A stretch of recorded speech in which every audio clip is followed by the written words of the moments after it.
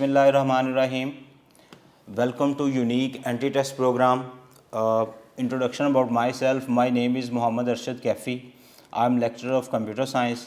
मैं आप लोगों के साथ आपके जो कंप्यूटर साइंस के एंटी टेस्ट की प्रॉब्लम्स हैं वो डिस्कस करता हूँ। मैं उम्मीद करता हूँ आप लोग अपने अपने घरों में खैर वफ़ियत से होंगे और अपनी स्टडीज़ को एंजॉय कर रहे होंगे, क्योंकि ये एक हमारा डिस्टेंस है, तो इस डिस्टेंस को पूरा करने के लिए हम यहाँ पे मौजूद हैं ताकि आप लोग अपने अपने घरों में सेफ़ रहें। सबसे पहले मैं आप लोगों को इंट्रोडक्शन टू सिलेबस जो है वो करवाता हूँ। उसके बाद फिर हमारा जो आज लेक्चर नंबर 1 है जिसमें हम डिस्कस करेंगे हमारा चैप्टर 1 फ्रॉम बुक 1। ठीक है जी। तो इंट्रोडक्शन में ज़रा नोट कीजिए, नोटबुक पकड़िए। सिलेबस जो है आपका वो आप लोगों ने ऑलरेडी पढ़ा हुआ है। एक आप लोगों की कंप्यूटर की बुक आएगी फर्स्ट ईयर और दूसरी आपकी कंप्यूटर की बुक सेकंड ईयर। ठीक है। कंप्यूटर साइंस के अंदर ये दोनों बुक्स आपकी इन्वॉल्व होती हैं, दोनों में से पेपर आता है।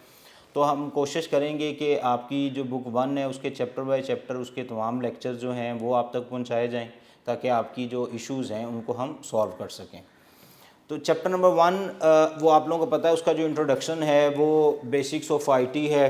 ठीक है, चैप्टर नंबर 1 में। उसके बाद हमारा जो चैप्टर नंबर 2 है वो इंफॉर्मेशन नेटवर्क्स है, जिसमें हम नेटवर्क से रेलिवेंट सारी चीज़ें डिस्कस करते हैं। चैप्टर नंबर 3 जो हमारा है वो फर्स्ट ईयर का वो है डेटा कम्युनिकेशंस। ठीक है, how data actually communicate from one side to another. और चैप्टर नंबर 4 जो है उसमें हमारे पास यूजेज आ गए। और चैप्टर नंबर 5 में हमारे पास कंप्यूटर आर्किटेक्चर है। चैप्टर 6 में हमारे पास security, copyright and the law. 7 में हम कुछ introduction to Windows operating systems पढ़ेंगे, या ऑपरेटिंग सिस्टम्स के बारे में पढ़ेंगे आगे। फिर उसमें विंडोज़ की डिटेल है वो डिस्कस करेंगे। चैप्टर 8 में हम वर्ड प्रोसेसिंग, चैप्टर नंबर 9 में हम स्प्रेडशीट, और चैप्टर 10 के अंदर हम पढ़ेंगे फंडामेंटल्स ऑफ इंटरनेट। ये जो सिलेबस है ये आपका फर्स्ट ईयर का सिलेबस है, क्योंकि आपने एक साल पहले पढ़ा है। तो मैंने कोशिश यही की है कि इसको पहले से स्टार्ट करते हैं। पहले हम बुक 1 सारी कंप्लीट करेंगे, फिर हम इंशाल्लाह बुक 2 के ऊपर जाएंगे 1 बाय 1। ठीक है जी। प्लान कुछ इस तरह होगा कि मैं आपका लेक्चर जो है वो डेली का हमारी लेक्चर रिकॉर्डिंग पहुंचेगी, आप उसको सुनेंगे। हमारे जब 2 से 3 लेक्चर हो जाएंगे, 2-3 चैप्टर बुक के हो जाएंगे, तो उसके बाद फ़ौरन बाद उसका एक टेस्ट होगा और टेस्ट आप अटैम्प्ट करेंगे और उसकी डिस्कशन होगी। तो हम इंशाल्लाह इसी प्लान के साथ चलेंगे तो हमारा सिलेबस भी कवर होता जाएगा और आपकी तैयारी भी अच्छी होती जाएगी। चैप्टर नंबर 1 की बात करते हैं, कंप्यूटर साइंस। ये ई कैट और फन गैट दोनों में आप मतलब ई कैट के अंदर तो 30 MCQs आते ही आते हैं। फन गैट में जो डिफरेंट यूनिवर्सिटीज़ हैं वो डिफरेंट यूनिवर्सिटीज़ के पेपर्स होते हैं, उसके अंदर भी कंप्यूटर का पोर्शन होता है।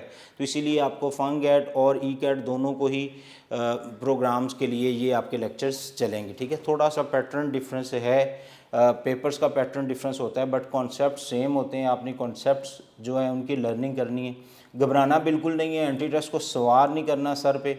हम सालों से यही कर रहे हैं, many years we spend in anti test, तो इसमें कोई इशू नहीं है। आपके सारे इश्यूज हम इंशाल्लाह देख लेंगे, जो भी प्रॉब्लम्स होगी तो इसको लाइटली लेके चलना है, बस डेली बेस की जो वर्किंग है वो करते जाना है। तो चैप्टर नंबर 1 जो है बेटा, इसको हम कहते हैं इंट्रोडक्शन या बेसिक्स ऑफ आईटी। क्या कहेंगे हम इसको? Basics of IT. हम इसको स्टार्ट करते हैं। Basics of IT mean information technology. ठीक है जी, IT mean information technology. Already आपने इसके बारे में पढ़ा। बेसिक्स ऑफ आईटी के अंदर इंफॉर्मेशन टेक्नोलॉजी, इसका एब्रीवेशन भी ज़रा नोट कीजिए। ये हमारे पास आ गया जी, इंफॉर्मेशन टेक्नोलॉजी।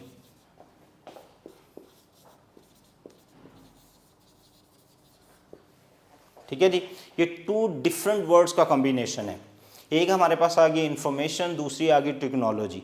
आपने ये वर्ड कई दफ़ा सुना होगा, टेक्नोलॉजी। मसलन मैं अक्सर स्टूडेंट्स को कहता हूँ कि इसको सिर्फ इंफॉर्मेशन के साथ रिलेट मत करें, क्योंकि आपका जो एंटी टेस्ट के अंदर है ना वो चीज़ों के मतलब विजन क्लियर होना चाहिए। आपको जो वर्ड आप पढ़ रहे हैं, जो लाइन है, उसका कॉन्सेप्ट आपका क्लियर होना चाहिए, अदरवाइज एंटी टेस्ट अटैम्प्ट नहीं होता।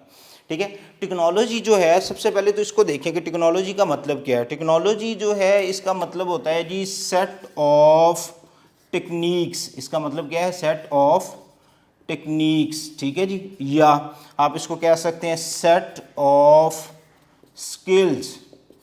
ये सारी की सारी चीज़ें जो हैं इसको हम टेक्नोलॉजी कहते हैं। Set of methods, sequence of methods, sequence of approaches. ठीक है, मल्टीपल स्किल सेट्स, अप्रोचेस, उन सबको हम कहते हैं टेक्नोलॉजी। टेक्नोलॉजी जो है वो वेरी करती है अकॉर्डिंग टू दिस वर्ड। मसलन अगर तो ये इंफॉर्मेशन है तो सारी टेक्निक, सारी मेथड, सारी अप्रोचेस, सारी स्किल्स आप इंफॉर्मेशन से रेलिवेंट डिस्कस करेंगे। अगर यहाँ पे मैं एक वर्ड लगा देता हूँ, लेट्स सपोज मेडिकल, ठीक है जी, तो ये क्या बन गया आप लोगों के पास, मेडिकल टेक्नोलॉजी। अब यहाँ पे आप सारी की सारी जो डिस्कशन करेंगे वो मेडिकल की करेंगे। अब लेट्स सपोज मैं यहाँ पे लगा देता हूँ जी केमिकल टेक्नोलॉजी, ठीक है, या मैं इसके ऊपर लगा देता हूँ जी इलेक्ट्रॉनिक्स टेक्नोलॉजी।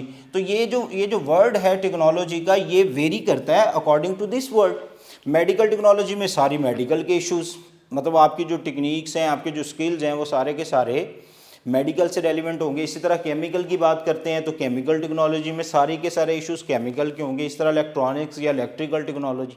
तो technology is a set of technique, rules and regulations. Clear होगी। तो क्योंकि हमारा जो टॉपिक है वो है इंफॉर्मेशन टेक्नोलॉजी, तो हम जो डिस्कशन करेंगे वो सारी इंफॉर्मेशन से रेलिवेंट करेंगे। And why we discussion the information technology over here, because इसका सारा का सारा लिंक है इंफॉर्मेशन से। मैं इसकी एग्जांपल कुछ आप लोगों को इस तरह देता हूँ। फ़र्ज़ करें जब हमारे पास व्हाट्सएप या हमारे पास ये इतना हाई स्पीड इंटरनेट नहीं था या इस तरह की एप्लीकेशन नहीं थी, तो क्या लोगों के दरमियान कम्युनिकेशन नहीं होती थी? लोग कम्युनिकेशन करते थे। कम्युनिकेशन के लिए लोग डिफरेंट किस्म के सोर्सेज यूज़ करते थे। मतलब लोग यूज़ करते थे ख़त वाला सिस्टम, पोस्ट सिस्टम। अब जब पोस्ट सिस्टम नहीं था तो क्या लोग कम्युनिकेशन नहीं करते थे? आपने ओल्ड मूवीज़ में देखा है, ड्रामाज में देखा है, वो जो घोड़ों के ज़रिए से पूरा का पूरा प्रोसीजर होता था। उसके बाद अगर वो नहीं था तो उससे पहले कबूतरों के ज़रिए से इन्फॉर्मेशन को एक्सचेंज किया जाता। तो इन्फॉर्मेशन जो है उसकी एक्सचेंज हमेशा से रही है। जब टेक्नोलॉजी को हम इन्फॉर्मेशन के साथ जोड़ते हैं, इसका मतलब है exchange of information by using set of techniques, by using set of skills, approaches, methods. ठीक है। अब हम इसको ये कहते हैं, फ़र्ज़ करें वो जो कबूतरों वाला सिस्टम था, तो वो जो ख़त है वो महीनों में एक जगह से दूसरी जगह पहुँचता था, या डेज़ में, मतलब लेट्स वीक लग गया, एक वीक। उसके बाद जब पोस्टिंग सिस्टम, वो घोड़ों वाला सिस्टम आया, तो जो इन्फॉर्मेशन का प्रोसीजर था वो थोड़ा स्पीडी हो गया। मतलब अब अगर वो पहले वो वीक्स लेता था तो अब वो वीक लेता था, 1 या 2 वीक्स में। अच्छा, उसके बाद जो वो सिस्टम था वो पोस्ट में आया, तो पोस्ट में क्योंकि फिर एयर भी यूज़ हुई, एयर टू मीन के एरोप्लेन से जो कंपनीज़ हैं, डिफरेंट प्राइवेट कंपनीज़, उन्होंने उसको यूटिलाइज़ करना शुरू किया, तो इन्फॉर्मेशन जो वीक्स में थी वो डेज़ में आ गई। बट जैसे ही इंफॉर्मेशन टेक्नोलॉजी इन्वॉल्व होती गई, जैसे ही आईटी इन्वॉल्व हुई, उसके स्किल्स, टेक्निक्स, मेथड्स और उसकी एप्लीकेशंस, और जैसे इंटरनेट इसमें इन्वॉल्व हुआ, तो वो जो इन्फॉर्मेशन था वो विद इन सेकेंड्स। मसलन आई एम इन पाकिस्तान और मैं व्हाट्सएप पे अपने किसी दोस्त को टेक्स्ट कर रहा हूँ जो कि यूएसए में है। लेट्स सपोज आप पाक में मौजूद हैं और अगला जो है वो यूएसए के अंदर मौजूद है। तो आपने जो इन्फॉर्मेशन उसको सेंड की, वो इन्फॉर्मेशन वहाँ पहुँची, तो ये तो हो गया सेंड। अच्छा, वो इन्फॉर्मेशन उसके पास पहुँची तो एक टिक लग गया, सेंड हुई तो एक टिक, जब उसके पास पहुँची तो दूसरा टिक। अब क्या ये एक्नॉलेज नहीं है? ये भी तो एक्नॉलेजमेंट है ना। आपको मैसेज मिल रहा है, अच्छा उसने वो मैसेज रीड किया तो आपके ये जो है ये दोनों ब्लू हो गए, तो आपको पता चल गया। ये भी तो एक एक्नॉलेजमेंट है जो यहाँ वहाँ से वापस आ रही है, और आपकी जो ऐप है वो आपको ये भी बता रही है कि अब आपका जो मैसेज है वो किस स्टेज के ऊपर है। और आपको पता है इस सारे काम को करने के लिए हमें महीने नहीं चाहिए, डेज़ नहीं चाहिए, वीक्स नहीं चाहिए, वी रिक्वायर जस्ट सेकेंड और इवन पार्ट ऑफ सेकेंड। ठीक है। तो इन्फॉर्मेशन जो है वो टेक्नोलॉजी की वजह से हाई स्पीड हुई। हाई स्पीड होने की वजह से फ़ायदा क्या हुआ? दुनिया मर्ज हो गई। कहते हैं जी world is merge now, world is global village now. दुनिया जो है एक छोटा सा गांव बन गई है जहाँ पे हर बंदा, इसको ग्लोबल सिटी क्यों नहीं कहते? अगर आपके टीचर ने आपको कभी बताया नहीं तो इसको नोट कीजिए। ग्लोबल सिटी इसलिए नहीं कहा जाता, सिटी में हर बंदा दूसरे बंदे को नहीं जानता, बट विलेज के अंदर लोगों को ये तक पता होता है कि अच्छा आपके दादा का क्या नाम है। तो कहते हैं जो दुनिया है राइट नाउ वो एक ग्लोबल विलेज बन गई है। मतलब आप यहाँ पे हैं, आप कभी डोनाल्ड ट्रंप से नहीं मिले, but you know very well. ठीक है। आपको यहाँ बैठे कोरोना वायरस की सारी इन्फॉर्मेशन मिल रही है। हालांकि आप किसी कंट्री में अगर कभी नहीं भी गए तो उनकी भी इन्फॉर्मेशन, उनके प्रेसिडेंट का नाम, वहाँ पे कोई इंसिडेंट होता है, इवन आपकी गली मोहल्ले में, स्ट्रीट में, कहीं भी एनीवेयर कोई इशू होता है तो आपको स्पीडली, वो आपको मोहल्ले में भी नहीं पता होता लेकिन वो मीडिया पे आ जाता है। तो टेक्नोलॉजी जो है उससे हाई स्पीड, और हाई स्पीड की वजह से world is global village, world is merge now. अच्छा, उसके बाद ये है कि हम हाई स्पीड लिंक को यूज़ करके सेंड क्या क्या कर सकते हैं। भाई आप एप्लीकेशन यूज़ कर रहे हैं कम्युनिकेशन की, तो ज़रा सोचिए आप क्या क्या सेंड कर सकते हैं। लेट्स सपोज एग्जांपल लेते हैं व्हाट्सएप की, तो आप क्या कर सकते हैं? आप audio, video, image, text, number, digit, picture, anything you can transfer from one location with in part of second. तो वो सारी की सारी चीज़ें आप इसको यूज़ करके उनको सेंड और रिसीव कर सकते हैं। तो इसी वजह से ये आप लोगों की इन्फॉर्मेशन टेक्नोलॉजी होगी। इसके साथ जो कॉन्सेप्ट्स है दूसरा, वो आगे कुछ मॉडर्न सिनेरियोज़। मॉडर्न सिनेरियोज़ क्या होते हैं? ज़रूरी नहीं है जो आपके बुक के मॉडर्न सिनेरियोज़ हैं पेपर में आपसे सिर्फ वही पूछे जाएँ। आपसे ये कॉन्सेप्ट्स पूछा जा सकता है और करंट मॉडर्न सिनेरियोज़ के बारे में पूछा। मतलब बुक के अंदर है मोबाइल फ़ोन कम्युनिकेशन है जी, कॉन्फ्रेंसिंग होगी, ई कॉमर्स होगी, उसके बाद उसके अंदर है जी मल्टीमीडिया होगा। ये सारी चीज़ें आपकी बुक में मौजूद हैं। तो ये अब मॉडर्न सिनेरियोज़ नहीं है। जब ये बुक 2006-07 में लिखी गई थी तो ये बिल्कुल मॉडर्न सिनेरियोज़ थे, but right now they are not modern scenarios any more. Right now artificial intelligence modern scenarios है, ठीक है। रोबोटिक्स को कितना इंटेलिजेंट बनाया जा रहा है, प्रोसेसर्स को कितना इंटेलिजेंट बना, तो हर वो चीज़ जो करंट अफेयर होती है इन टेक्नोलॉजी, उसको हम उसका मॉडर्न सिनेरियोज़ कहते हैं। कोई भी ऐसी समझ लें कोई अप्रोच है, कोई भी ऐसी फील्ड है जिसके अंदर नई रिसर्च हो रही है, नई प्रोडक्ट्स लॉन्च होने जा रही है, तो उसको हम उसका मॉडर्न सिनेरियोज़ कह सकते हैं।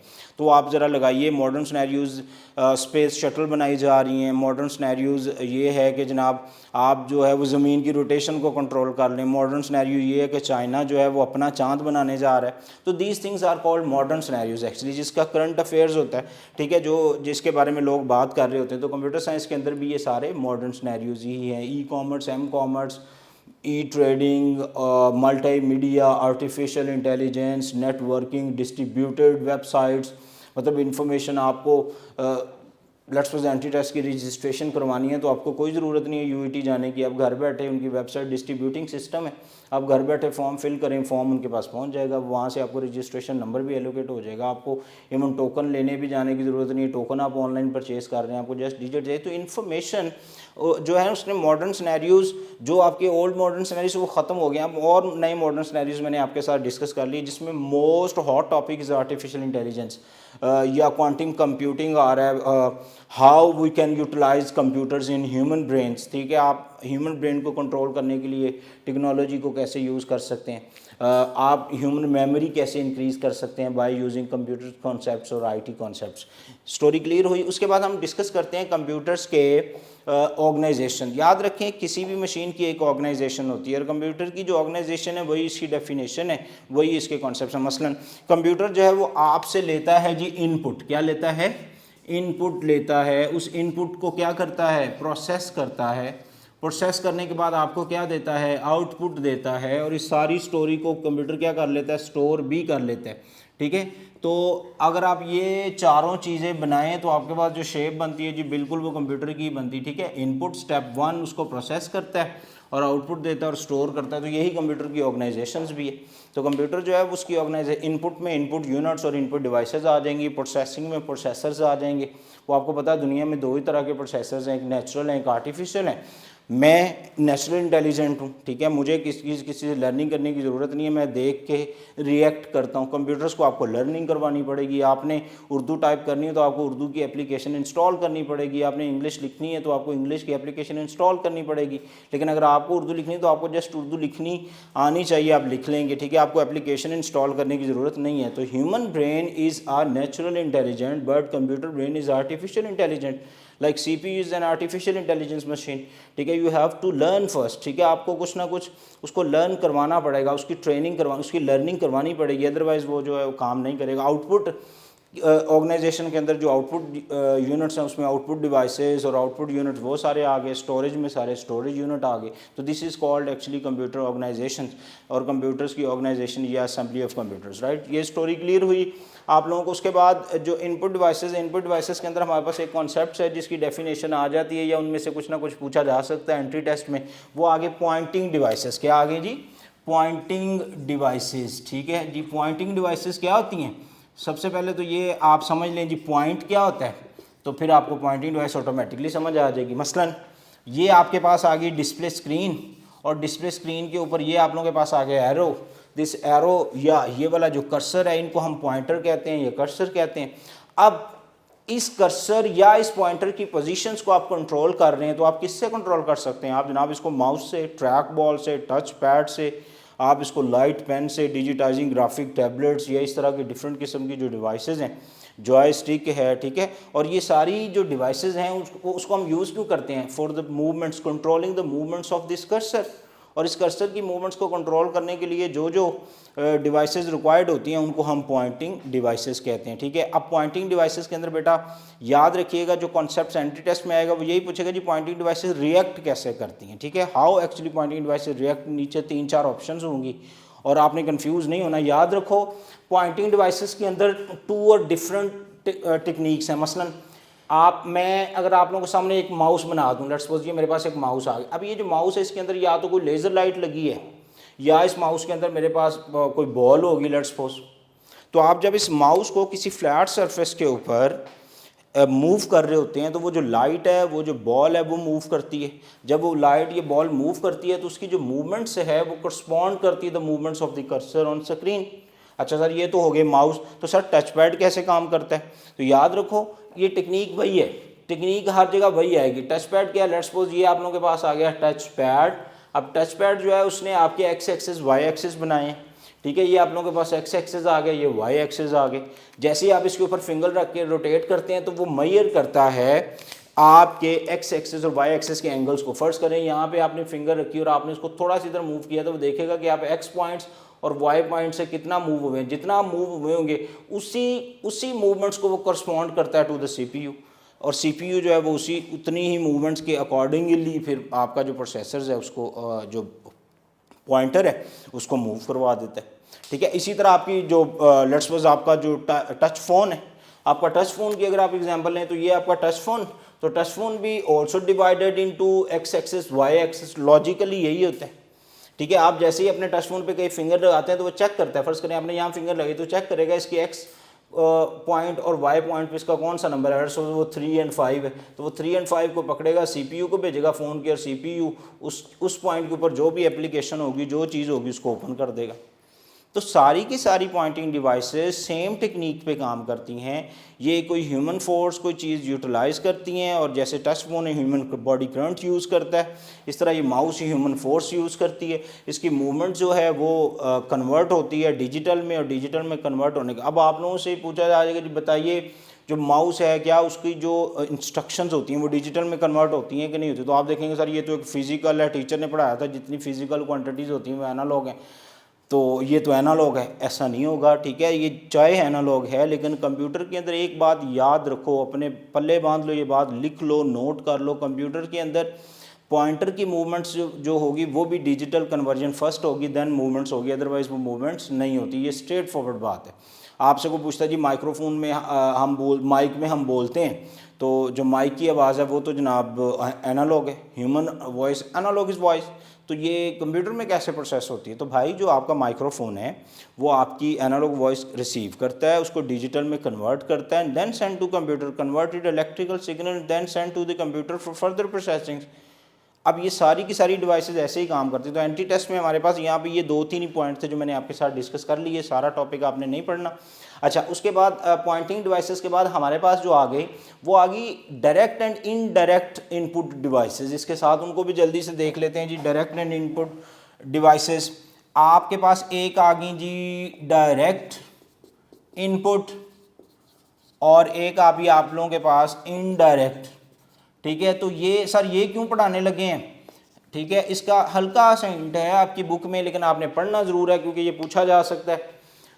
याद रखिए वो तमाम डिवाइसेस जो डायरेक्टली ह्यूमन फोर्स को यूटिलाइज़ करती हैं और यूटिलाइज़ करने के बाद वो कोई इनपुट लेती हैं, उन तमाम को हम indirect input device. Let's suppose मेरे पास कीपैड है, तो मैंने कीपैड पे टाइप किया, मेरी फिंगर कीपैड के ऊपर डायरेक्ट टच हो रही है, ठीक है। मैं अब ये कीपैड मेरी फोर्स को यूटिलाइज़ करके वो की प्रेस हो रही है, वो कन्वर्ट हो रही है डिजिटल में, देन सेंड हो रही है। लेकिन अगर इसकी जगह पे मैं ये करूँ कि मेरे पास ये बारकोड रीडर है और ये मेरे पास बारकोड है, ये मेरे पास बारकोड रीडर है, वो बारकोड को हम बारकोड रीडर के सामने करें, वो ऑटोमेटिकली इस इन्फॉर्मेशन को कैप्चर करे, और इन्फॉर्मेशन को कैप्चर करने के बाद कंप्यूटर को सेंड कर दे फॉर फर्दर प्रोसेसिंग। अब मुझे ये बताइए इसके अंदर ह्यूमन फोर्स लगी? आप कहेंगे सर आपने उठा के इसके सामने तो किया, लेकिन रीडिंग या इनपुटिंग के अंदर ह्यूमन फोर्स लगी नहीं लगी, क्योंकि वो उस डिवाइस वो ऑटोमेटिकली इस डिवाइस में प्री पैटर्न सेव्स हैं। वो डिवाइस को पता है कि इस लाइन का या ये लाइन के दरमियान में ये जो ब्लैंक है और ये जो डिजिट ये नंबर लिखे हुए हैं इसके ऊपर इसका मतलब क्या है।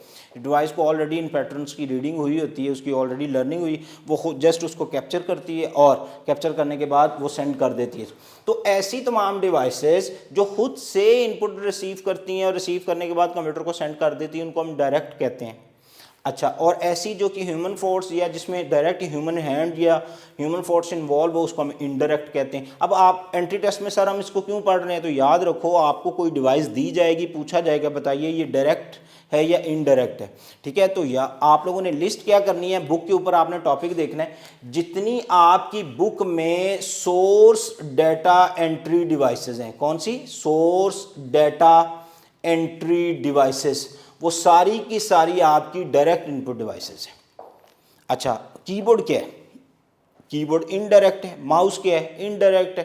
ठीक है, ये जो इस तरह की डिवाइसेस हैं जो कि ह्यूमन फोर्स यूटिलाइज कर रही हैं वो सारी इनडायरेक्ट हैं। और जो सोर्स डाटा एंट्री डिवाइसेस हैं जैसे MICR, जैसे बार कोड, जैसे बार कोड रीडर, जैसे OCR, OMR, smart cards, ATM। अब ATM में कार्ड में आपकी इन्फॉर्मेशन है, जब आप उसको ATM मशीन में उस कार्ड को इंसर्ट करते हैं तो मशीन कहती है जनाब आके इसकी रीडिंग भी करके दें, मुझे समझ नहीं आ रही आपने क्या लिखा। मशीन खुद से उसकी रीडिंग करती है। ठीक है, ह्यूमन फोर्स इन्वॉल्व नहीं है, वो खुद से उसको रिसीव करती है। रिसीव करने के बाद आगे उसके बाद जो MCQs इससे निकलेगा वो ये निकलेगा, बताइए ये काम कैसे करती हैं। भाई काम ये ऐसे करती हैं, ये सारी एनालॉग फॉर्मेट में रिसीव करती हैं डाटा को, सारी, चाहे वो डायरेक्ट हो इनडायरेक्ट हो, घबराना नहीं है, ये सारी ही एनालॉग फॉर्मेट में डाटा रिसीव करती हैं, उसको डिजिटल में कन्वर्ट करती हैं, then send to the computer for further processing. ये 3 लाइनें हर एक की डेफिनेशन में आती हैं, लेकिन हमने क्योंकि डेफिनेशन को रटा नहीं मारना, हमने ये देखना है कि एंट्री टेस्ट में ये कैसे आ सकता है। तो ये ऐसे आ सकता है जनाब,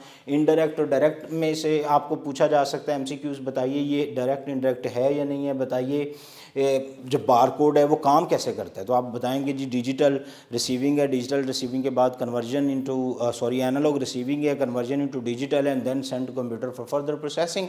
कीबोर्ड भी ऐसे काम करता है, माइक भी ऐसे काम करते हैं। तो होप सो आप लोगों को ये वाला कॉन्सेप्ट जो है ये क्लियर हो गया है। ठीक है, उसके बाद आगे चलते हैं जी। हमारे पास जो नेक्स्ट टॉपिक है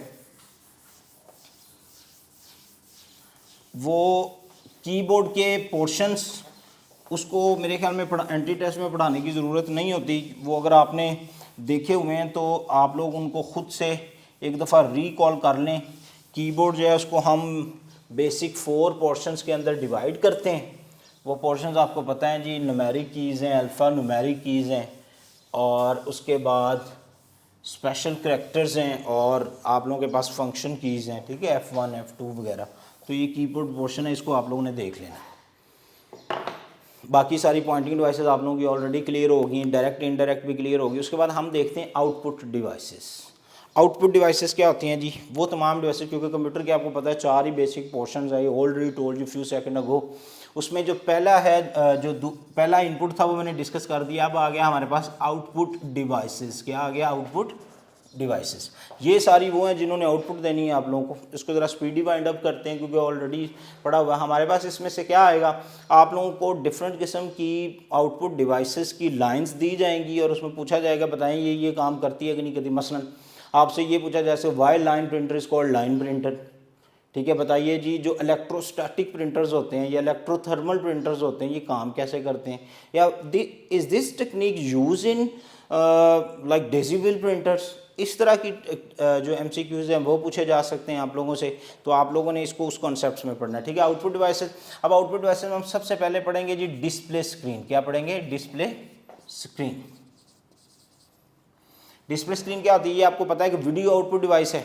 और डिस्प्ले स्क्रीन में हमारे पास जो कंटेंट आते हैं बेसिक, वो छोटे छोटे वो आ गया। सबसे पहले आ गया आप लोगों के पास पिक्सल, उसके बाद आप लोगों के पास आ गया रेजोल्यूशन, उसके बाद आप लोगों के पास आ गया लेट्स सपोज कलर, उसके बाद आप लोगों के पास आ गया साइज़, और उसके बाद आप लोगों के पास आ गए ग्राफिक्स कार्ड्स।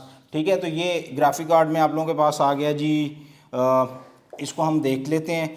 सबसे पहला आ गया VGA, उसके बाद आप लोगों के पास आ गया SVGA, और उसके बाद आ गया आप लोगों के पास XGA। ठीक है, ये तीनों वीडियोग्राफिक, इनको हम नेक्स्ट देखते हैं, पहले इनको देखते हैं। पिक्सल क्या है, पहला पॉइंट, ये आपकी स्क्रीन, और आपको मैं एक चीज़ क्लियर करवा दूं, योर स्क्रीन, ये आप लोगों ने प्रोग्रामिंग में भी पढ़ना है जहाँ पे आप लोग फील्ड विड्थ पढ़ते हैं, ठीक है। तो उसी तरह का रेलिवेंट सा कॉन्सेप्ट है। याद रखो आपकी जो स्क्रीन है is divided into number of columns and number of रोज। जितनी भी डिस्प्ले स्क्रीन्स होती हैं ये सारी number of rose and columns के अंदर डिवाइड होती हैं, ठीक है। तो जहाँ पे एक रो एक कॉलम को इंटरसेप्ट कर रही होती है, मसलन मैं अगर इसको कहूँ कि मेरे पास ये वाला पॉइंट, ये वाला पॉइंट, ये वाला पॉइंट, तो उसको हम कहते हैं वो हमारे पास एक पिक्सल होते हैं।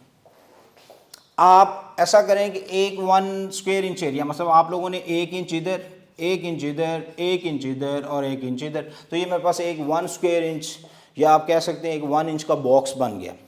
अब इस बॉक्स के अंदर जितने नंबर ऑफ डॉट्स हैं, अगर हम इसका कलर चेंज कर लें, जितने नंबर ऑफ डॉट्स हैं इसके अंदर, वो सारे नंबर ऑफ डॉट्स जो होते हैं उनको हम पिक्सल कहते हैं। और 1 स्क्वायर इंच एरिया के अंदर जितने नंबर ऑफ डॉट्स होंगे वो बेटा जी उसकी रेजोल्यूशन होगी। तो ये स्क्रीन रेजोल्यूशंस हैं। अब ये स्क्रीन रेजोल्यूशन डिपेंडेंट किस पे होती है? आपकी आउटपुट डिवाइस की क्वालिटी के ऊपर और आपके ग्राफिक्स अडॉप्टर्स के ऊपर। मतलब आप लोगों ने डिस्प्ले डिवाइस तो बड़ी अच्छी लगाई है कंप्यूटर के साथ, बट जो ग्राफिक्स पीछे जो ग्राफिक की स्ट्रीम है वो लो है, तो याद रखें इमेज अच्छा नहीं होगा, रेजोल्यूशन अच्छी नहीं होगी। Sir why we are discussing about pixels and resolutions, because pixels are dots of display screen and resolution is 1 square inch area. Number of dots in 1 square area in the display screen is called resolution. And हम क्यों पढ़ रहे हैं? क्योंकि ये image की sharpness होती है, इमेज शार्प इसी से होता है। ये पूछा जाता है जी बताइए एलईडी की फलां एलईडी की रेजोल्यूशन अच्छी होगी कि नहीं, तो स्ट्रेट फॉरवर्ड आपका जो आंसर होना चाहिए वो होगा जी dependent on VGA and dependent on quality of display screen. हो सकता है एक मॉनिटर के साथ जो वीजीए की स्ट्रीम आ रही है वो अच्छी है और उसका इमेज बहुत अच्छा होगा, और डिस्प्ले स्क्रीन आपने बड़ी महंगी लगाई लेकिन वीजीए की स्ट्रीम अच्छी नहीं है तो उसका इमेज अच्छा नहीं होगा। स्टोरी क्लियर है? तो ये आप लोगों के पास ये होगी पिक्सल एंड रेजोल्यूशन। उसके बाद कलर है। कलर आपको पता है जी टाइप्स ऑफ कलर्स 3 हैं, ठीक है। आप लोगों ने अगर नहीं पढ़ा तो नोट कर लीजिए, जो डिस्प्ले स्क्रीन के अंदर टाइप्स ऑफ कलर्स आती हैं वो 3 है। सबसे पहला आप लोगों के पास आ गया ब्लैक एंड वाइट, ठीक है। दूसरा मोनोक्रोम्स, तीसरा कलर्ड, ठीक है। अब ब्लैक एंड वाइट वही है जो ब्लैक एंड वाइट टीवी।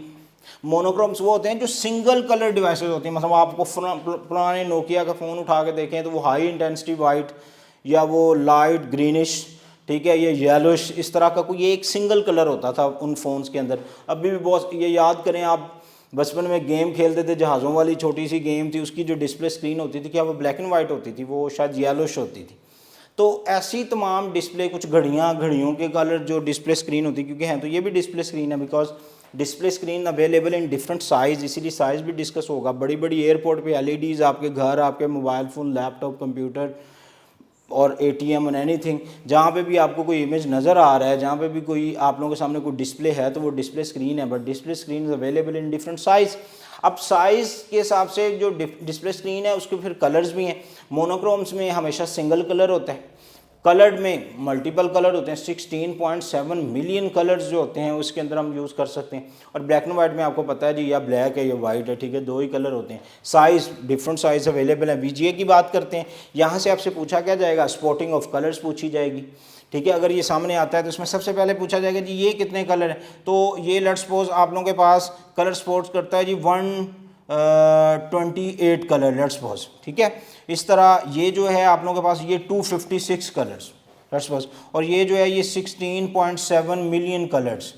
अब इसके साथ ना एक चीज़ और भी जो पढ़ाई जाती है, पूछा जाएगा जी बताइए इनकी रेजोल्यूशन में फ़र्क क्या है? तो सबसे लो रेजोल्यूशन वीजीए की होती है, वीडियोग्राफिक अडॉप्टर की, उससे थोड़ी बेहतर एसवीजी की, जिसको हम सुपर वीडियोग्राफिक अडॉप्टर कहते हैं, और ये एक्सटेंडेड होता है। क्यों? क्योंकि जो जिस डिस्प्ले स्क्रीन के साथ ये जा रहे हैं वहाँ पे जो number of rows and columns की जो तादाद होती है वो लिखी होती है, आपने अक्सर पढ़ा होगा 340 क्रॉस 680, तो ये number of rows and columns होते हैं और ये ऐसे एक दूसरे को इंटरसेप्ट करते हैं। जितने number of rows and column की तादाद ज़्यादा होगी, स्ट्रेट फॉरवर्ड एमसीक्यूज़ में आता है, बताएं जी 340 मल्टीप्लाइड बाय 680 या 1024 मल्टीप्लाइड बाय 6 90। बताइए इनमें दोनों में रेजोल्यूशन अच्छी किसकी है? तो सेकंड वाले की रेजोल्यूशन अच्छी होगी। जिसके number of rose and column ज़्यादा होंगे उसकी रेजोल्यूशन अच्छी होगी। स्ट्रेट फॉरवर्ड है, घबराने की ज़रूरत कोई नहीं। बस कैलकुलेटर अगर मौजूद है, नहीं होगा तो उसको ज़रा रफ पेज, जो 2 पेज रफ मिलेंगे आपको एंट्री टेस्ट में, आपने उस पर ज़रा मल्टीप्लाई करके देख लेना है। जिसका रिजल्ट बड़ा होगा स्ट्रेट फॉरवर्ड, उसके नंबर ऑफ पिक्सल ज़्यादा तो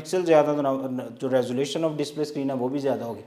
तो ये सबसे बुरा, ये उससे थोड़ा अच्छा, और ये सबसे अच्छा। ठीक है, ये हाई जो बड़ी मशीन्स हैं जिन्होंने या कोई गेम कंट्रोलर्स वगैरह हैं उनके साथ इसको इस्तेमाल किया जाता है। नॉर्मली हम SVGA तक, ये आम जो घरों में हम या कमर्शियल यूज़ में छोटे मोटे जो PCs हम यूज़ कर रहे होते हैं उसमें SVGA तक इनफ होता है, तो उसको वो ये सपोर्ट करता रहता है।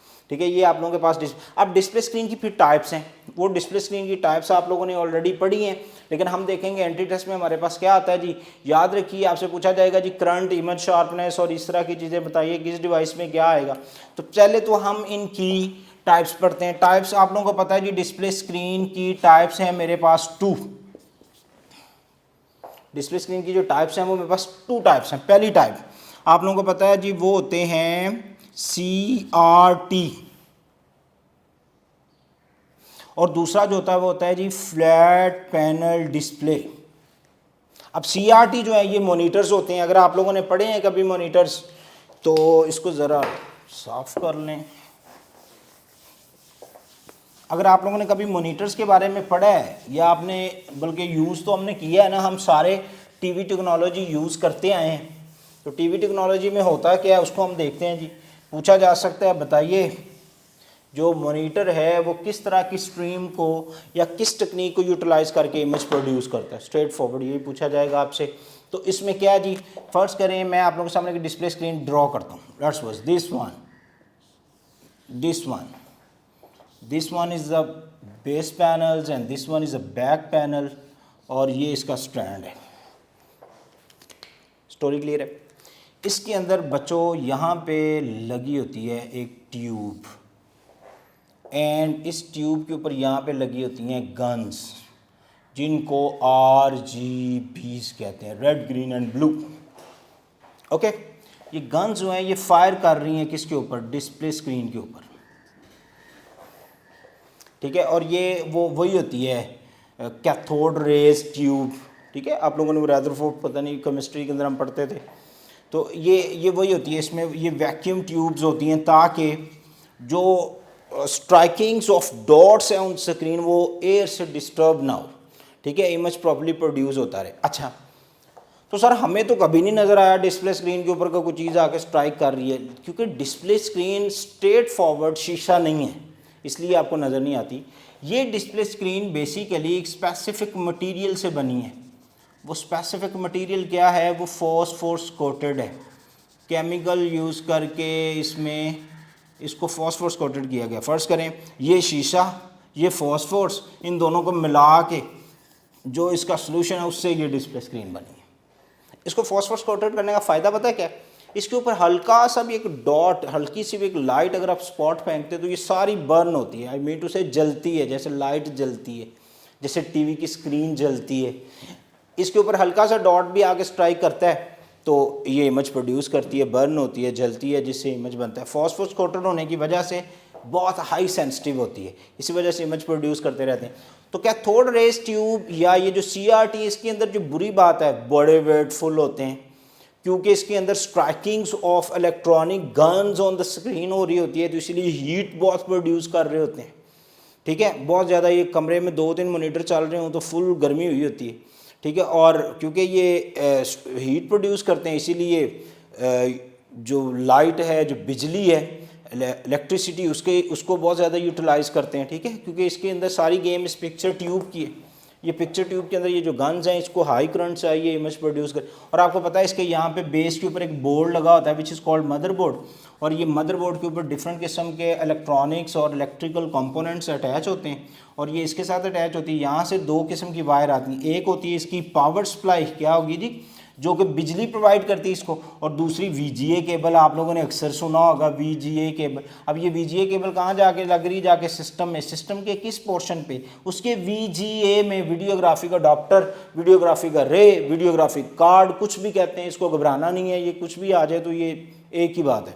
ठीक है, तो इसके साथ जाके अटैच होती है। अब जो इमेज ये दे रहा है उस केबल में, इसने इन गन्स ने जस्ट उसको अकॉर्डिंग टू VGA स्ट्रीम ने उसको प्रोड्यूस करना है स्ट्रेट फॉरवर्ड, ठीक है। इसका रेजोल्यूशन सारी चीज़ें उन्होंने कंट्रोल करनी होती है, कलर उन्होंने कंट्रोल करने होते हैं, मतलब ये कलर हो, ऐसा नहीं है कि ये कलर हो ही ना और उधर से आप कलर स्ट्रीम भेजते रहें तो इमेज बड़े।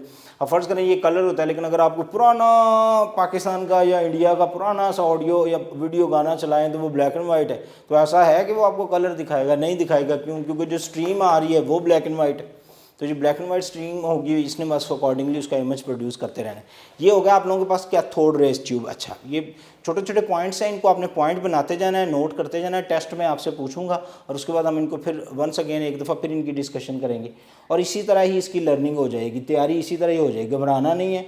बहुत सारे बच्चे कहेंगे जनाब ये तो इस तरह की बातें MCQs में आती हैं, पॉसिबिलिटी है कि ये स्ट्रेट फॉरवर्ड ये बात ना आए, लेकिन इससे जुलता मिलता रेलिवेंट कॉन्सेप्ट ज़रूर आएगा। आप हो सकता है मैं आपको कह रहा हूँ कि वो आपसे VGA की रेजोल्यूशन पूछेंगे, हो सकता है ना पूछें, वो आपसे VGA कितने कलर सपोर्ट करता है ये पूछ ले। हो सकता है आपसे ये पूछ ले जी बताएं जो SVG है उसमें number of rows and columns कितने हैं, तो मैंने आपको ऑलरेडी बताया। तो इसीलिए ये जो पॉइंट्स है ये बनाते जाना है, ये एंट्री टेस्ट। अच्छा, उसके बाद आप लोगों के पास आगे जी फ्लैट पैनल। जब फ्लैट इसमें आप देखिए इसका पहला पैनल फ्लैट है, लेकिन बैक वाला पैनल फ्लैट नहीं होता क्योंकि उसमें पिक्चर ट्यूब है, इसीलिए उसका कवर भी जो उसका पैनल है वो भी उनको क्या करना पड़ता है, वो भी एक्सपैंड करना पड़ता है। अगर आप डिस्प्ले स्क्रीन की बात करें LED वगैरह, तो उसमें ये वाला पैनल फ्लैट, ये वाला पैनल फ्लैट और ये लेट्स सपोज ये इसका स्टैंड, ठीक है। तो इसको हम पढ़ते। अब इसमें क्या बेटा, इसमें स्ट्रेट फॉरवर्ड ये प्लास्टिक कवर होता है, ये आ गया प्लास्टिक कवर जो ऊपर होता है। आप लोगों ने देखा आपके घर में LED या LCD या ELD या GPD कुछ भी लगी हुई है तो हर जगह में यही होता है। अच्छा, उसके बाद इसके अंदर होता है जी ये प्लास्टिक कवर के बाद इसके अंदर है स्क्रीन, शीशा, शीशे के अंदर इसके अंदर एक है ग्लास, इधर भी इसके ग्लास है। अब ये बाकी इसके कुछ इलेक्ट्रॉनिक कंपोनेंट्स इस एरिया में होते हैं। अब ये जो ग्लास है ना, ये जो ग्लास, ये जो एरिया, ये इतना एरिया जो खाली मैंने कर लिया है, अब इसके अंदर अगर तो आप लिक्विड भर दें, लिक्विड क्रिस्टल्स भर दें तो ये LCD है, ठीक है। और अगर आप इसके अंदर जनाब भर दें लेट्स सपोज इसके अलावा आप इसमें भर दें गैस प्लाज्मा तो ये GPD है। अगर आप इसके अंदर इलेक्ट्रॉनिक बीम या डायोड, ठीक है, जो आप लोग LED वगैरह इलेक्ट्रोलुमिनेसेंट डायोड जो है वो है ही बेसिकली एक इलेक्ट्रॉनिक कंपोनेंट है जो क्या करता है, जो कन्वर्जन करता है स्ट्रेट फॉरवर्ड। और कन्वर्जन वो किस तरह की करता है, वो आने वाला जो भी सिग्नल होता है उसको इमेज में कन्वर्ट करके देता है। तो अगर तो वो यहाँ पे आ जाए तो ये फिर LED है, ठीक है। अब ये वेटलेस होती है एज़ कम्पेयर टू दिस, क्योंकि इसके अंदर जस्ट आपने इस पोर्शन को चार्ज करना है किसी न किसी तरह। जिस तरह से भी आप इस पोर्शन को चार्ज करेंगे उसी तरह ये इमेज प्रोड्यूस करता रहेगा। इसीलिए इसके अंदर जो करंट फ्लो है वो कम होता है, ठीक है। कुछ वॉट चाहिए होते हैं इसको इमेज प्रोड्यूस करने के लिए, हीट, क्योंकि करंट कम यूज़ करते हैं, क्योंकि इलेक्ट्रॉन गन्स वाला कॉन्सेप्ट नहीं है, इसीलिए हीट कम प्रोड्यूस करते हैं, बिजली कम यूज़ होती है, वेटलेस होते हैं, इमेज अच्छा होता है, इतना बुरा नहीं है, ठीक है। डिफरेंट किस्म की मार्केट में अवेलेबल है, अकॉर्डिंग टू योर रिक्वायरमेंट और डिज़ायर आप वहाँ से यूटिलाइज़ कर सकते हैं, ठीक है जी। ये आप लोगों के पास आउटपुट डिस्प्ले स्क्रीन है। उसके बाद हम डिस्कस करते हैं प्रिंटर्स और उसमें देखते हैं हमारे लिए प्रिंटर्स में एंट्री टेस्ट में क्या आ सकता है जी। प्रिंटर जो है वो आप लोगों को पता है जी, प्रिंटर प्लॉटर की डेफिनेशन सेम है, फ़र्क क्या आएगा, कंफ्यूज कैसे किया जा सकता है, एक वही word high quality high size.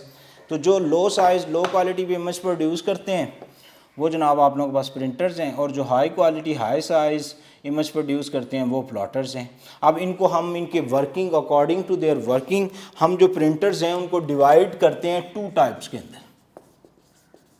Printers को हमने डिवाइड किया 2 टाइप्स के अंदर। सबसे पहली टाइप कौन सी, हमारे पास आ गए इम्पैक्ट प्रिंटर्स, और उसके बाद हमारे पास कौन से आ गए जी, नॉन इम्पैक्ट प्रिंटर्स, ठीक है। इसको ज़रा नोट बना लेना, ये ग्राफ सा आपने बना लेना ताकि स्टोरी क्लियर हो सके। इम्पैक्ट को फर्दर डिवाइड करते हैं हम, इसमें सबसे पहले कौन सा आ गया जी, डेजी व्हील,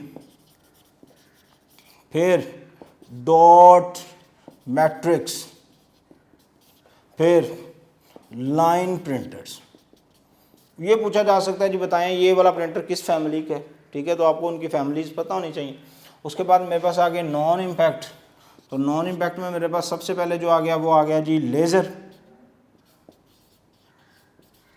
लेज़र के बाद हमारे पास इसके अंदर आ गया जी इंक जेट, ठीक है। उसके बाद हमारे पास इसके अंदर आ गया लेज़र प्रिंटर, इंकजेट प्रिंटर, उसके बाद आ गया थर्मल प्रिंटर, और चौथे नंबर पे इसमें हमारे पास आ गया जी इलेक्ट्रोस्टैटिक। ये आपकी बुक में नहीं भी है तो इसको आप लिख लें इलेक्ट्रोस्टैटिक, इलेक्ट्रोस्टैटिक, ठीक है जी। ये आप लोगों के पास हो गया इलेक्ट्रोस्टैटिक प्रिंटर्स। इसको ऐसा करते हैं, इधर लिख लेते हैं ताकि आपको क्लियर नज़र आ सके। ये आ गया जी इलेक्ट्रोस्टैटिक, ठीक है। अब फ़र्क क्या है जी, इम्पैक्ट प्रिंटर्स आप लोगों ने अगर पढ़ा है तो स्ट्रेट कॉमन बात ये सारे इमेज प्रोड्यूस करते हैं। डिफरेंस क्या है, डिफरेंस ये वाले जो हैं इसमें इमेज प्रोड्यूस होता है bye striking and physical attachments, ठीक है। आप क्या कहेंगे, bye striking and physical attachments. और इसमें इमेज प्रोड्यूस होता है जी विदाउट स्ट्राइकिंग, ठीक है। इसमें फ़र्ज़ करें ये मेरे पास कोई प्रिंट हेड है और लेट्स सपोज ये मेरे पास एक पेपर है, ठीक है। इसमें जो इमेज प्रोड्यूस होना है पेपर के ऊपर, ये प्रिंट हेड किसी ना किसी तरीके से, चाहे वो कोई डेजी व्हील है, चाहे कोई वो डॉट मैट्रिक्स है, स्ट्राइकिंग्स है पिंस की, जो भी है वो पेपर के साथ फिजिकली टच करेगा, ठीक है। मतलब फ़र्ज़ करो लाइन प्रिंटर है तो वो जो लाइन का पेन है वो पूरा लिखता है ऐसे ऐसे पेन, ठीक है। तो ये लाइन इसमें पेपर के साथ जो प्रिंटिंग मैकेनिज़्म है, जो भी प्रिंटिंग डिवाइस है वो पेपर के साथ फिजिकली क्या करेगी, टच करेगी, और टच करके वो इमेज प्रोड्यूस करेगी। तो इसको हम कहते हैं ये इम्पैक्ट प्रिंटर है। अब नॉन इम्पैक्ट में क्या हो रहा है, नॉन इम्पैक्ट में ये पेपर है तो ये आपके पास पेन है, तो पेन और पेपर के दरमियान में हमेशा डिफरेंस होगा कुछ ना कुछ, मतलब कोई चाहे वो माइनर सा हो, चाहे कोई एक और डिवाइस इन्वॉल्व हो जाए। जैसे लेज़र प्रिंटर के अंदर वो आप लोगों का जो वो कैटरेज है, ठीक है, जिसके ऊपर वो पैच बनता है, वहाँ से इंक लेता है और वो पैच जो इंक है वो जाके पेपर के साथ अटैच हो रही होती है। जो लेज़र लाइट जो स्ट्रक्चर बना रही होती है वर्डिंग का या इनका प्रिंटिंग का, वो जाके पेपर के साथ डायरेक्ट टच नहीं होती, ठीक है। वो अपना स्केच कहीं और बनाती है, वो स्केच आगे फिर इंक के साथ जाके पेपर पे अटैच होता है, तो इस तरह इमेज प्रोड्यूस होता है। तो ये फ़र्क है, इसको हम कहते हैं इम्पैक्ट एंड नॉन इम्पैक्ट फ़र्क। अब आपको इनकी थोड़ी थोड़ी डेफिनेशन भी आनी चाहिए। जो डेजी व्हील है इसके अंदर आपको पता है जी, इन सब प्रिंटर्स, इन दोनों प्रिंटर्स के अंदर ना इंक रिबन का कॉन्सेप्ट है। इंक रिबन क्या है जी, ये आपके पास आ गया पेपर, ये आपके पास आ गया रिबन। रिबन क्या है जी, एक पट्टी है स्याही की। आपने अगर कभी टाइपराइटर देखा हो, ठीक है, तो टाइपराइटर में क्या होता है, ये इंक रिबन है, इसके अंदर स्याही है, इंक है, और ये प्रिंटिंग हेड है, ठीक है। और प्रिंटिंग हेड क्या कर रहे हैं, प्रिंटिंग हेड जो इमेज प्रोड्यूस कर रहे हैं वो इसके ऊपर स्ट्राइक कर रहे हैं ऐसे, ठीक है, स्ट्राइक करते हैं इस पे। ये अब क्योंकि स्याही से फिल है तो ये जाके जनाब टच करता है किसके ऊपर, पेपर के ऊपर, और पेपर से इमेज प्रोड्यूस करता है। आपसे पूछा जाए बताइए, अब MCQs आएगा क्या, ये आ सकता, बताइए जी इमेज क्वालिटी इनमें से किसकी अच्छी है, तो भाई नॉन इम्पैक्ट की इमेज क्वालिटी अच्छी होती है। पूछा जाए जी बताइए जी शोर इनमें से कौन करते हैं, तो ये बहुत ज़्यादा शोर करते हैं। स्लोअर कौन से हैं, तो ये स्लोअर हैं। जितनी बुरी बुरी बातें वो सारी इनके बारे में, लेकिन एक अच्छी बात, ये चीप होते थे, सस्ते होते थे, वो थोड़े महंगे होते हैं, कॉस्टली होते हैं, ठीक है। अब ये डेजी डॉट मैट्रिक्स के अंदर क्या है जी, ये मैट्रिक्स हैं और ये पिन्स हैं, और जो पिन्स हैं वो स्ट्राइक कर रही हैं इंक रिबन पे, और इंक रिबन जाके किसके साथ लग रहा है, पेपर की, और पेपर इमेज प्रोड्यूस कर रहा है। इसी वजह से इसका इमेज भी ख़राब होता है क्योंकि इंक रिबन बार बार उसके साथ अटैच हो रहा था। अच्छा, उसके बाद डेजी व्हील है। डेजी व्हील में सेम टेक्निक है, लेकिन यहाँ पे व्हील्स होती हैं। अब वो व्हील जो है उनके आउटर एज, मतलब ये वाले जो पॉइंट्स हैं इनके ऊपर अल्फ़ाबेट्स प्रिंट हैं। अब जो एक बड़ा MCQs आता है, जो मेरे ख्याल में लास्ट टाइम भी एंट्री टेस्ट के में बच्चों को आया था, ECAT के बच्चों, उन्होंने बताए ये जो डेजी व्हील प्रिंटर्स हैं ये किस लेवल का ग्राफिक्स प्रिंट करता है। क्वेश्चन समझिए, डेजी व्हील प्रिंटर किस लेवल का ग्राफिक्स प्रिंट करता है। तो याद रखो ये तीनों printers, impact printer graphic print ही नहीं करते। क्यों, क्योंकि इसमें जो डेजी व्हील है, अब ये जो लेट्स सपोज ऐसे आपके पास 5 रुपये वाला जो सिक्का है, अब सिक्के के ऊपर जो प्रिंटिंग हुई हुई है, अगर आप उसको किसी स्याही में डिप करके पेपर पे लगाएंगे तो एज इट इज़ वही प्रिंटिंग होगी जो सिक्के पे। तो इसमें बेसिकली जो अल्फ़ाबेट्स हैं, नंबर हैं, डिजिट्स हैं, वही प्रिंट हुए हैं पहले से। अब इसके ऊपर आपने एलिफेंट की तस्वीर तो प्रिंट नहीं ना की, तो इसीलिए कभी एलिफेंट ये प्रिंट भी नहीं कर सकता। और इसका फ़ॉन्ट साइज़ चेंज नहीं होता, ठीक है, फ़ॉन्ट का स्टाइल चेंज नहीं होता। समझ रहे हैं, ये बातें आएंगी एमसीक्यूज़ में। ये आपसे थोड़ी आना जी बताइए डॉट मैट्रिक कितने वर्ड जो होता है वो प्रिंट करता है। जैसे लाइन प्रिंटर के बारे में उन्होंने एक दफ़ा पूछा हुआ है, ये बताइए ये कितने, तो क्यों इन दोनों की निस्बत लाइन प्रिंटर थोड़ा अच्छा होता है। तो फ़र्क समझिए, आपसे ये पूछा जाएगा ये ग्राफिक्स, तो ये ग्राफिक्स प्रिंट नहीं करते, क्या इनका फ़ॉन्ट कलर चेंज हो सकता है? फ़ॉन्ट का कलर हो सकता है, मतलब अगर आप वो जो रिबन है वो चेंज करें, फ़ॉन्ट का स्टाइल नहीं चेंज हो सकता, फ़ॉन्ट साइज़ नहीं चेंज हो सकता, स्पीड नहीं चेंज हो सकती, इमेज क्वालिटी नहीं चेंज हो सकती। तो ये सारी बातें इसके अंदर। इसका उलट सारा कुछ है आपके पास नॉन इम्पैक्ट में। अब जैसे लेज़र है, लेज़र जिस तरह की मर्जी आप ग्राफिक्स दे दें उसको, ग्राफिक प्रिंट हो जाएगा, कोई इशू नहीं है, क्योंकि लेज़र ने स्केच बनाना है, लेज़र लाइट्स ने, ठीक है। जैसे मैं अगर आप इनको समझाऊँ तो ये मेरे पास आ गया लेट्स सपोज पेपर, ठीक है, ये आप लोगों के पास आ गया वो कैट्रिज। ये अगर हम इसको रख लें, पेपर को यहाँ रख लें, ये पेपर रख लिया, ये कैट्रिज और ये laser light. Laser light sketch बनाती है किस पे? कैट्रिज पे, और कैट्रिज जाके रोल करता रहता है किसके ऊपर? पेपर के ऊपर, ठीक है, वो रोलिंग हो रही है पेपर के ऊपर और वो वहाँ पे स्केच बनाई जा रहा है। यही वो जो टोनर कहते हैं, जिसको टोनर फिल होने वाला, वो बेसिकली वही इंक के पार्टिकल्स हैं जो कि फिल होते हैं, ठीक है, वो स्याही है, ड्राई इंक होती है जो कि जाके पेपर के साथ अटैच होती है, स्केच और इमेज। आगे हीटर होता है, हीटर से जब पेपर बाहर आता है तो वो सारा ड्राई होके पेपर जो है या जो भी इसका प्रिंट होता है वो बाहर आ जाता है प्रिंट होके। तो ये लेज़र, अब अगर आपने एलिफेंट्स की तस्वीर दे दी है तो लेज़र लाइट ने जो शेप क्रिएट कर लेनी है वो एलिफेंट्स की, ठीक है, वो उसको कोई स्केच कोई प्री पैटर्न्स यूज़ नहीं करने पड़ते। ये तीनों दोनों ये प्री पैटर्न यूज़ करते हैं, और ये जो है ये सिर्फ टेक्स्ट नंबर डिजिट्स वगैरह लिखने के लिए इस्तेमाल होता है, ये ग्राफिक्स वगैरह में इस्तेमाल नहीं होता क्योंकि इसके अंदर इमेज ड्रॉ करने की कैपेसिटी नहीं है। अच्छा, उसके बाद इंक जेट है। अब इंक जेट, स्याही जेट, जेट मीन फेंकना, थोड़ा फासले से फेंकना, जेट तैयारों ने बमबारी की, तो इंक ने जो इंक जेट प्रिंटर्स है उसने इंक को जेट किया किसके ऊपर? माइनर जो टाइनी आप कह रहे हैं नोजल्स होती हैं जिसमें इंक होती है और वो इंक स्प्रे करती हैं। इमेज ए लिखना है तो ए शेप में वो स्प्रे करेंगी पेपर के ऊपर, और पेपर उस इमेज में प्रोड्यूस हो, बाद में वो जो हीटर है उसके प्रिंटर का उसमें से गुजरेगा तो वो ऑटोमेटिकली ड्राई भी हो जाएगा। तो इसको हम कहते हैं जनाब ये हमारे पास इंक जेट है। उसके बाद थर्मल है। थर्मल आपको पता है इसकी टेक्निक ही डिफरेंट है। थर्मल जनाब इसके अंदर पेपर जो क्वालिटी बहुत अच्छी है, हैवी पेपर यूज़ होता है, और इसके अंदर जो ब्लैक एंड वाइट है उसके लिए कोई इंक यूज़ नहीं होती। क्यों? क्योंकि ये वाला प्रिंटर जो है ये पेपर के पार्टिकल्स को बर्न करता है। मतलब पेपर है ना, तो ए लिखना है तो ये ऊपर से ऐसे पेपर बर्न कर देगा सर, तो पेपर को आग नहीं लग जाती, ये इतनी बर्निंग नहीं होती। पेपर थोड़ा मोटा क्वालिटी, ये जो आप लोग पिक्चर्स वगैरह बनवाते हैं, शादी ब्याह की तस्वीरें प्रिंट होती हैं या पासपोर्ट साइज़ तस्वीरें बनती हैं, ये सारा आपने देखा वो गत्ता टाइप होता वो भी पेपर ही है।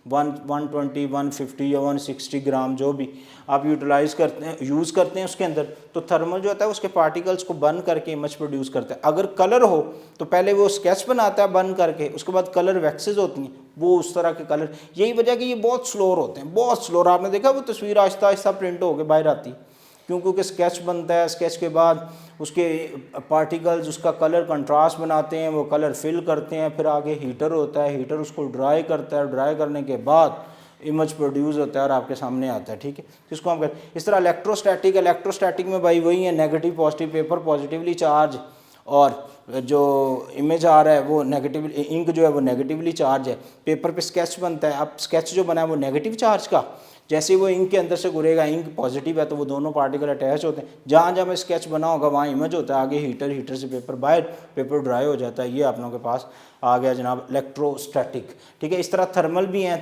इस तरह आप लोगों के पास आगे प्लॉटर्स। अब प्लॉटर्स जो हैं वो भी सेम लाइक दिस, बट उसकी 2 टाइप्स हैं, एक फ्लैट बेड है और एक आपको पता है जी होता है जी ड्रम प्लॉटर्स, और एक इलेक्ट्रोस्टैटिक भी है, ठीक है।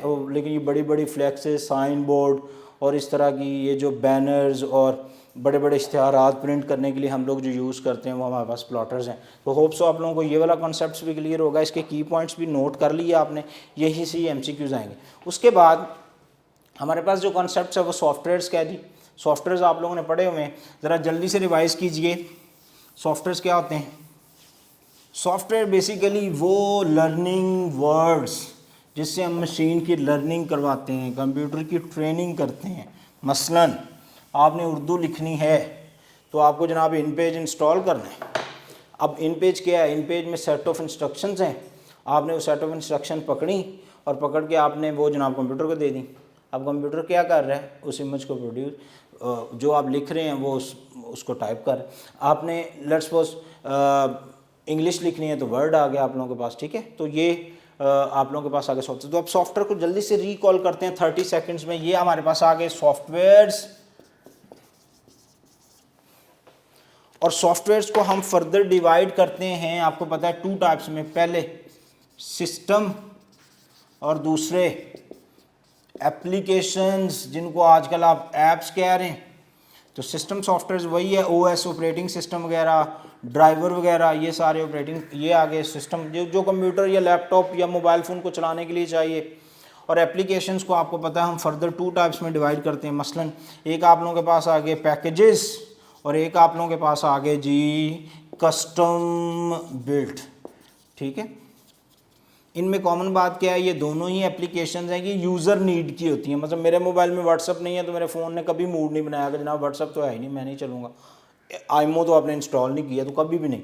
एप्लीकेशन मेरी रिक्वायरमेंट, मुझे चाहिए तो मैं इंस्टॉल कर लूँ, नहीं चाहिए तो ना करें। लेकिन ये चीज़ें सिस्टम की रिक्वायरमेंट्स में होती हैं। अगर आप अपने मोबाइल फ़ोन के एंड्रॉयड सॉफ्टवेयर ही उड़ा दें, डिलीट कर दें, फॉर्मेट कर दें, तो आपका मोबाइल फ़ोन ऑन ही नहीं होगा। आपको पता है वो अपडेट भी करवाना पड़ जाता है फिर सम टाइम। तो ये सिस्टम नीड, ये user need. Packages of the shelf readymade बने बनाए, 30 रुपये की सीडी लें, 300 सॉफ्टवेयर, VLC प्लेयर, ये वो, जैसे व्हाट्सएप एक पैकेजेस एप्लीकेशन है, आपको फ्री में मिल जाती है, आप यूज़ करते हैं। कुछ ऐसे भी हैं जैसे let's suppose unique group of institution में जो पोर्टल या जो एप्लीकेशन ये यूज़ कर रहे हैं, जिसके अंदर आपका सारा का सारा डाटा ESM, ई स्कूल मैनेजमेंट। अब ई स्कूल मैनेजमेंट के लिए जो सॉफ्टवेयर वो गवर्नमेंट बेकर्स को तो चाहिए नहीं, या वो घर में किसी को चाहिए नहीं, ठीक है, या आपको घर में नहीं चाहिए। आपने क्या करना है, वो सिर्फ एक एजुकेशनल इंस्टीट्यूट के लिए बना है तो उनको ही चाहिए। तो ऐसे जो पर्टिकुलर यूज़र या स्पेसिफिक रिक्वायरमेंट्स के लिए बनाए जाते हैं उनको हम कस्टम बिल्ड कहते हैं, और जो सबके लिए होते हैं रेडीमेड होते हैं उनको हम पैकेजेस कहते हैं। अगला कॉन्सेप्ट जल्दी से देखते हैं उसको, वो हमारे पास आ गया SDLC, ठीक है। SDLC software development life cycle या system development life cycle. System क्या होता है आपको पता है, मल्टीपल कंपोनेंट्स का इंग्रेडिएंट्स होता है जिसको हम देखते हैं और कंबाइन करते हैं और वो किसी टास्क को परफॉर्म कर सकते हैं। अब SDLC के अंदर फेजेस हैं। पहला फेज़ आपके पास आ गया जी वो प्राइमरी इन्वेस्टिगेशन, और जिसको आप लोग प्रीलिमिनरी इन्वेस्टिगेशन भी कहते हैं। इसके आपको पता 5 फेज़ हैं जिसमें आपने सॉफ्टवेयर की सारी इन्वेस्टिगेशन करनी होती है, ठीक है। आइडेंटिफिकेशन आ गई, आइडेंटिफिकेशंस के बाद आप लोगों के पास स्कोप आ गया, सिस्टम स्कोप कहते हैं। ऑल्टरनेट सॉल्यूशंस आ गए, उसके बाद फिजिबिलिटी स्टडी आ गई इसके अंदर, और उसके बाद बेसिक या प्राइमरी प्लान आ गया, ठीक है। ये इसके आपकी बुक पे एज इट इज़ मेंशन है। आपको यहाँ पे अगर थोड़ा क्लियर नहीं भी नज़र आ रहा तो ये बुक के ही हैं, आप बुक से भी देख सकते हैं। उसके बाद आपको पता है इन्वेस्टिगेशन हो जाती है तो हम दूसरा जो बड़ा स्टेप है वो है नीड एनालिसिस, ठीक है, जिसको हम लोग रिक्वायरमेंट एनालिसिस भी कहते हैं, जिसमें आप यूज़र से पूछते हैं, जो सॉफ्टवेयर आपसे बनवाने आया आप उससे पूछते हैं जी अच्छा आपकी रिक्वायरमेंट्स क्या, आप अटेंडेंस बायोमेट्रिक करना चाहते हैं तो thumb scanning, face scanning, voice scanning क्या करना चाहते हैं, तो इसीलिए उसको रिक्वायरमेंट एनालिसिस भी कहते हैं। वो कहते हैं जी मुझे मशीन लगा दें जिसमें मैं थंब स्कैन करूँ, ठीक है, तो आप फिर उसकी रिक्वायरमेंट्स को सामने रख के उसका एनालिसिस करते हैं और उसकी रिक्वायरमेंट्स पूरी करते हैं। तीसरा स्टेप जो है वो आ गया डेटा गैदरिंग। क्या आ गया जी? डेटा गैदरिंग, ठीक है। डेटा गैदरिंग में आप क्या करते हैं? डेटा इकट्ठा करते हैं जी। अब इसकी भी टेक्निक्स हैं, मसलन सबसे पहले इंटरव्यूज़, ठीक है, आप लोगों ने किए। दूसरे नंबर पे क्वेश्चनेयर्स, इंटरव्यूज़ में आप हर बंदे को बुला बुला के पूछते हैं, सवालों जवाब करते हैं। क्वेश्चनेयर्स में आप क्वेश्चन एक पेज पे प्रिंट कर देते हैं और आप वो बंदे सब में डिस्ट्रीब्यूट कर देते हैं, फिल करके आपको वापस दे देते हैं। तीसरा इसके अंदर जो है वो ऑब्जर्वेशंस है, फिर सैम्पलिंग है। ऑब्जर्वेशन से आप ऑब्जर्व करते हैं, सैम्पलिंग से आप पूरी पॉपुलेशन नहीं बल्कि उसका कोई पोर्शन उठाते हैं और पोर्शन से सवाल जवाब करते हैं, उसी को फिर पूरी पॉपुलेशन पे अप्लाई करके आप अपने रिजल्ट्स गेन कर लेते हैं। ये 5 टेक्निक्स हैं, आपकी बुक पे मेंशन है ऑलरेडी। उसके बाद हम इनको सामने रख के बनाते हैं चौथे नंबर पे रिपोर्ट, ठीक है। रिपोर्ट क्या कि हमने कौन सी टेक्निक इनमें से यूज़ की और हमारे पास किस तरह का डाटा आया और हम उसको किस पर्पज़ के लिए यूज़ कर सकते हैं। रिपोर्ट आ गई। रिपोर्ट के बाद 5वें नंबर पे हम करते हैं जी डिज़ाइन। डिज़ाइन बाकायदा तौर पे पहला स्टेप होता है सॉफ्टवेयर डेवलपमेंट की तरफ। तो डिज़ाइन आपको पता है 2 तरह के हैं जी, कौन कौन सा? पहला लॉजिकल डिज़ाइन, ठीक है, जिसमें आप डिफरेंट किस्म के सॉफ्टवेयर टूल्स यूज़ करते हैं, चीज़ें ड्रॉ करते हैं। और उसके बाद आप लोगों के पास आ गया जी फिज़िकल डिज़ाइन, जिसमें आप computer requirements, memory, user needs, network, सारी चीज़ें देखते हैं। और ये आप लोगों के पास आ गया डिज़ाइन, और डिज़ाइन के बाद छठे नंबर पे आप करते हैं जी कोडिंग। क्या करते हैं? कोडिंग बाकायदा तौर पे फेज़ है जिसमें आप डिफरेंट प्रोग्रामिंग लैंग्वेजेस को यूज़ करके कंप्यूटर के अंदर सेट ऑफ इंस्ट्रक्शन लिखते हैं, जिसको हम कोड कहते हैं। और कोडिंग के बाद हम करते हैं सातवें नंबर पे टेस्टिंग। क्या करते हैं? टेस्टिंग। अब टेस्टिंग जो है वो आपको पता है बच्चों दो तरह की है। सबसे पहले यूनिट टेस्टिंग और दूसरी कौन सी? System testing. यूनिट टेस्टिंग में आप अपने सॉफ्टवेयर का हर बटन चेक करते हैं, और सिस्टम सॉफ्टवेयर में एज ए होल, ऐसे कंप्लीट आप सॉफ्टवेयर चला के चेक करते हैं काम करता भी है कि नहीं करता। ठीक है, तो ये आप लोगों के पास टेस्टिंग। अब क्योंकि टेस्टिंग हो गई और आपका जो सॉफ्टवेयर है वो रेडी टू यूज़ है, अब आपने देख लिया उसमें कोई गलती कोई मिस्टेक थी तो आपने निकाल ली, और उसके बाद now your software is ready to installed in working environment, तो उसको हम कहते हैं जी इम्प्लीमेंटेशंस। क्या कहते हैं? इम्प्लीमेंटेशंस। अब इम्प्लीमेंटेशन जो है वो आपको पता है बेटा, जो भी कंपनी या जो भी इम्प्लीमेंट पहले काम कर रही है वो किसी रजिस्टर पे, किसी कंप्यूटर पे, एक्सेल शीट पे, वर्ड पे कहीं तो डेटा बना रहे होंगे ना। तो आप जाके कहते हैं जी आज के बाद आपका पुराना सिस्टम जो है ना वो ख़त्म, नया, तो उसको हम कहते हैं डायरेक्ट इम्प्लीमेंटेशन। क्या कहते हैं? डायरेक्ट। उसके बाद अगर आप कट्ठा दोनों को चलाते हैं तो वो फेज़, किसी पोर्शन में चलाते हैं तो फेज़, अगर साथ साथ दोनों चलाते हैं एग्जिस्टिंग सिस्टम भी और न्यू सिस्टम भी, तो उसको हम कहते हैं पैरेलल। ठीक है, इम्प्लीमेंटेशंस। और उसके बाद एक होती है पायलट इम्प्लीमेंटेशन, जिसके अंदर आप सिलेक्टिव यूज़र्स को, मतलब उस कंपनी, उस ऑर्गेनाइजेशन के अंदर 4-5 लोगों को आप ट्रेन करते हैं और उन्हें कहते हैं ये सिर्फ आप ही इसको यूज़ करेंगे। और उसके बाद इसी का ही एक फ़ेज़ है यूज़र ट्रेनिंग, क्योंकि ये आपको इम्प्लीमेंटेशन फ़ेज़ में करना पड़ता है। ये सारा काम हो गया। अब जो इसका नवा फ़ेज़ है जी वो है अपडेट, या जिसको हम कहते हैं जी मेंटेनेंस भी। ठीक है, मेंटेनेंस एंड अपडेट। तो ये जो मेंटेनेंस अपडेट है ये क्या है? ये आप यूज़र से रिकॉर्ड, जैसे बहुत सारी एप्लीकेशन जब शुरू में आती हैं तो कुछ और होती हैं, आहिस्ता आहिस्ता उनकी अपडेट्स आती रहती हैं, तो उनका interface, look, working policies change होती रहती है। जैसे व्हाट्सअप जैसे आया था वैसा नहीं है, आज वो चेंज है। तो मेंटेनेंस अपडेट असल में यूज़र से फीडबैक, सुजेशंस, रिक्वायरमेंट्स आती रहती हैं, जो एम्बिग्युइटीज़, जो प्रॉब्लम्स और जो अनोमलीज़ आपके सॉफ्टवेयर में आ रही है उसको आप डेली बाई डेली क्या कर रहे होते हैं? अपडेट कर रहे होते हैं, और आपकी चीज़ें इंप्रूव हो रही होती हैं। तो ये आप लोगों का चैप्टर नंबर 1 है। मैंने 1 आवर्स के अंदर जितना मैक्सिमम हो सकता था उसको कवर अप करने की कोशिश की है। फिर भी कोई चीज़ रह जाएगी इंशाल्लाह टेस्ट डिस्कशन में भी हम उसको देख लेंगे, और बाकी इंशाल्लाह फिर नेक्स्ट लेक्चर में आपसे मुलाकात होगी। अपना बहुत सारा ख्याल रखें। Stay home, stay safe. Allah हाफिज़।